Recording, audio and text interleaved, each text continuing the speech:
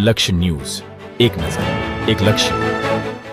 રાણપુર શહેરમાં પોલીસ દ્વારા પકડાયેલા દારૂનો નાશ કરવામાં આવ્યો.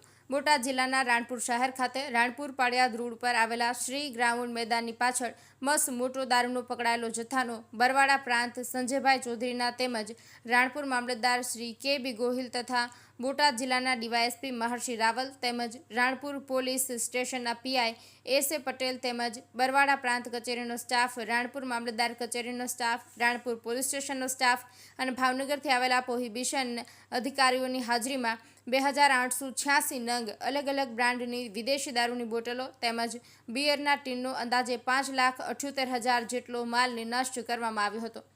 અજય પરમાર, રાણપુર. અને સરકારી અધિકારીની હાજરીમાં દારૂના જથ્થાનો નાશ કરવામાં આવ્યો છે.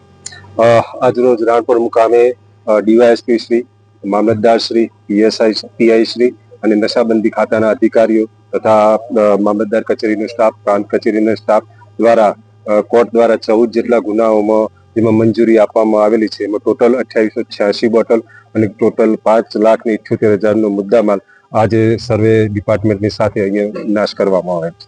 સાહેબ, જે મુદ્દામાલનો બધે નાશ કરવામાં આવ્યો કઈ સામે?